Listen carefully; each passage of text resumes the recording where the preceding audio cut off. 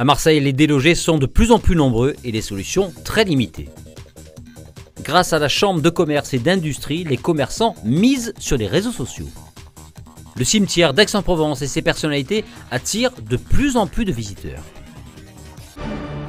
Le collectif du 5 novembre, formé après les effondrements des immeubles rue d'Aubagne à Marseille, s'organise et prépare de nouvelles actions.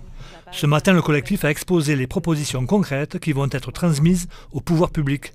Tous dénoncent les complexités des démarches administratives. Alors, faut aller à la rue Beauvau, faut appeler la mairie, faut avoir donc les services se renvoient la balle. On vous envoie voir un psychologue, alors que donc certes c'est vrai que c'est très bien comme démarche, mais à l'heure actuelle on a aussi besoin de logement, de manger.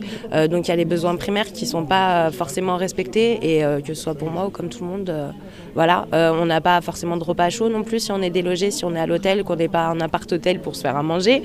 Voilà, on n'a pas grand-chose quoi.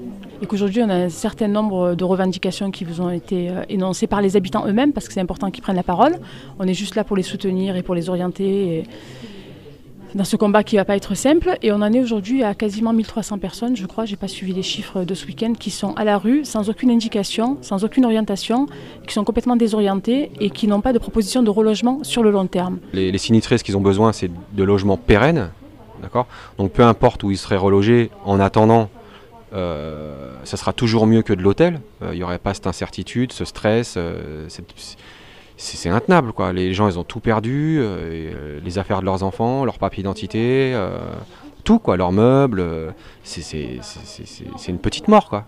Donc il y a des endroits à Marseille où il y a des appartements qui appartiennent à des fonds de pension, qui appartiennent à des bailleurs privés.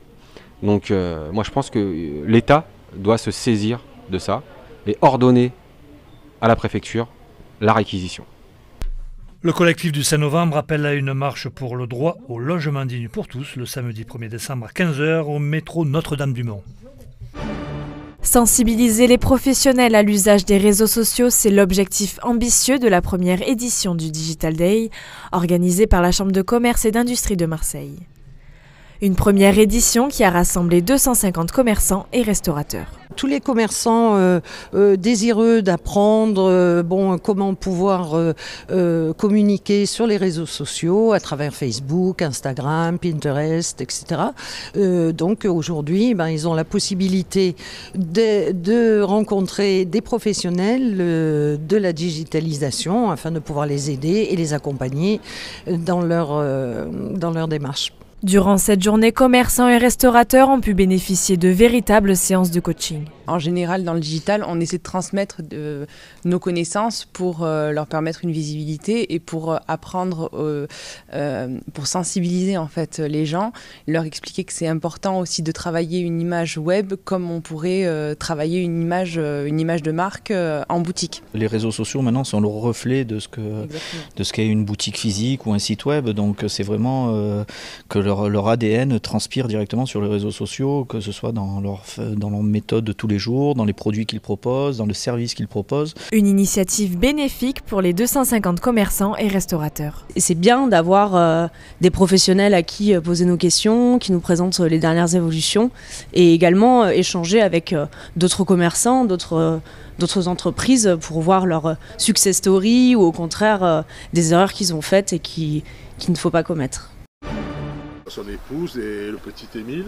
Francesco Zola, John Riewoldt, Darius Milhaud ou encore Paul Cézanne, quelques grands noms parmi une trentaine de personnalités qui ont marqué l'histoire d'Aix-en-Provence, aujourd'hui pensionnaires du cimetière Saint-Pierre. Depuis le mois d'octobre, le guide conférencier Jean-Pierre Casselli vous propose de redécouvrir leur histoire à travers une visite insolite et pleine de surprises. Pour moi, l'intérêt numéro 1 du cimetière, c'est de faire revivre des gens, de raconter leurs histoires. Parce que c'est l'endroit pour l'évoquer, quoi. C'est là qu'ils ont fini leur trajet. Bon, tout ça donne aussi un peu de force. C'est fort comme endroit, c'est chargé. Et puis je crois que les surprises les meilleures que j'ai eues, c'est tous les liens qui existent. J'espère que dans ma visite on le sent. Parce que Solari, c'est le sculpteur qui a fait le portrait, le buste de Zola, qui était l'ami de Cézanne. Je trouve que dans ce cimetière, il y a beaucoup de liens entre les pensionnaires. La visite se veut ludique et chargée en anecdotes qui vous feront changer de regard sur ces grands exploits, à l'instar du peintre Cézanne. La tombe de Cézanne, c'est Cézanne qui l'a voulu à cet endroit, parce qu'en fait, il l'a faite pour lui bien sûr, mais dans l'urgence, il l'a faite pour son père, parce que son père est décédé, et il a volontairement voulu que derrière, on voit la montagne Sainte-Victoire. C'est un choix de Cézanne. Prochain rendez-vous à ne pas manquer pour visiter le cimetière d'Aix-en-Provence, jeudi 10 janvier, avec des nouveautés au programme. Mistral et fraîcheur au menu météo de ce mardi. Le matin, on relèvera ainsi -1 degré à Digne, 7 à Avignon ou encore à Marseille. L'après-midi, le soleil réchauffera l'atmosphère avec un mercure qui pourra atteindre les 11 degrés à Digne et Avignon et jusqu'à 13 degrés à Marseille. Nous fêterons les Séverins.